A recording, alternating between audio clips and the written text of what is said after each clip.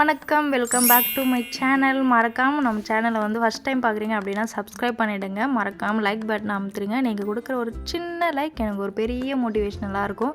இன்றைக்கி வந்து கொஞ்சம் சீக்கிரமாகவே படிக்க ஆரம்பிச்சிட்டேன். மதியம் ஒரு 12:30 அந்த மாதிரி இருக்கும்.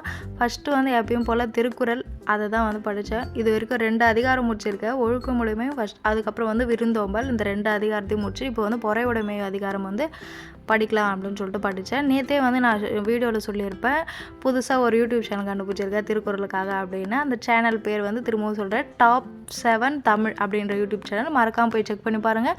பிடிச்சிருந்தால் கமெண்ட் பண்ணுங்கள். இந்த மாதிரி உங்களுக்கு வேறு ஏதாச்சும் யூடியூப் சேனல் தெரியும் அப்படின்னா மறக்காமல் எனக்கு சொல்லுங்கள். ஏன்னா எனக்கும் ரொம்ப யூஸ்ஃபுல்லாக இருக்கும்.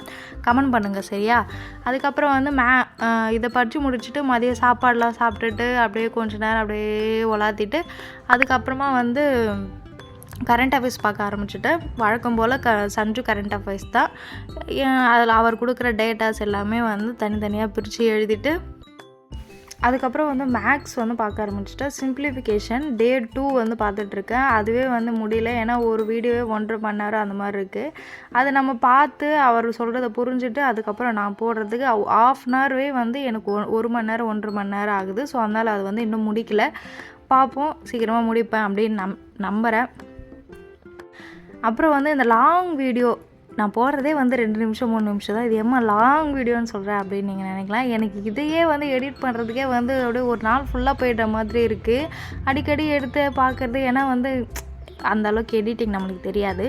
ரொம்ப கஷ்டப்பட்டு எடிட் பண்ண வேண்டியதாக இருக்குது. ரொம்ப கடினமாக இருக்குது. ஸோ அதனால் வந்து நம்ம ஷார்ட்ஸே போயிடலாம் அப்படின்ற ஒரு மைண்ட் செட்டில் இருக்கேன்.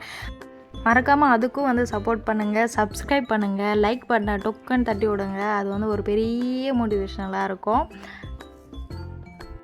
வெயில் வேறு சும்மா பொல்லன்னு பொழந்துட்டுருக்கு. என் பையனுக்கு வேறு லீவ் விட்டாங்க. 1.5 மாதம் வீட்டில் வச்சு மேய்க்கணும். எப்படி மேய்க்க போகிறேன்னே தெரியல. அதுவே ஒரு பக்கம் பெரிய கவலையாக இருக்குது.